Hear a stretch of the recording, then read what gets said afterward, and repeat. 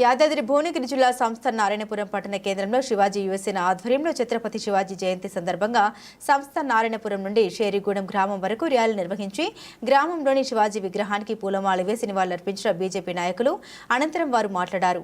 భారతదేశంపై మొఘలులు దండయాత్ర చేసి విధ్వంసం సృష్టిస్తున్న సమయంలో ఛత్రపతి శివాజీ సనాతన ధర్మాన్ని, హిందూ ధర్మాన్ని కాపాడారు. ఛత్రపతి శివాజీ జీవిత చరిత్ర యువకులకు స్ఫూర్తిగా వివరించాలని కోరారు.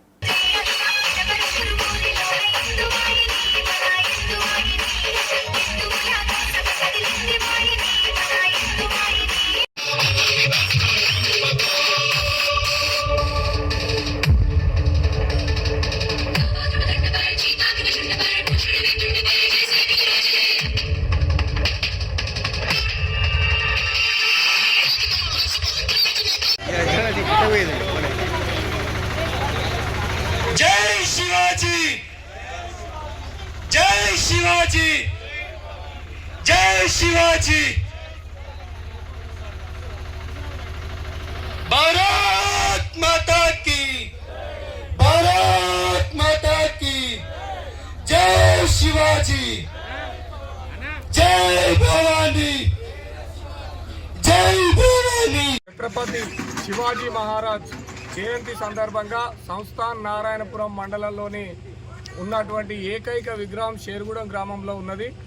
ఈ యొక్క ఆ విగ్రహాన్ని పురస్కరించుకొని ఇవాళ వారి జయంతి సందర్భంగా సంస్థాన్ నారాయణపురం మండల కేంద్రం నుండి చిమిర్యాల షేర్గూడెం మీదుగా ఇక్కడికి వచ్చి ఈ యొక్క కార్యక్రమాన్ని ఇంత గొప్పగా నిర్వహించినటువంటి ఈ యొక్క శివాజీ యువసేన మిత్రులందరికీ కూడా పేరు పేరున ధన్యవాదాలు తెలియజేస్తూ ఇవాళ ఛత్రపతి శివాజీ గురించి మనం మాట్లాడాలనుకుంటే వారు ఏదైతే మొఘలులు ఆనాడు మన దేశం మీద అనేక రకాలుగా, మన హిందూ ధర్మం మీద, సనాతన ధర్మం మీద అనేక రకాలుగా వాళ్ళు దాడి చేసినప్పుడు ఛత్రపతి శివాజీ మహారాజు వారిని ఏ విధంగా ఎన్ని యుద్ధాల ద్వారా వారిని ఎదుర్కొని ఆనాడు ఆయన మన ధర్మాన్ని కాపాడడం కోసం యుద్ధాలు చేసినాడో వారిని స్ఫూర్తిగా తీసుకొని నేడు స్వతంత్ర భారతదేశంలో కూడా లౌకికవాదుల రూపంలో, అదేవిధంగా ఎడారి మతస్థుల రూపంలో కూడా ఇవాళ మన హిందూ ధర్మం మీద, సనాతన ధర్మం మీద దాడులు జరుగుతున్నాయి.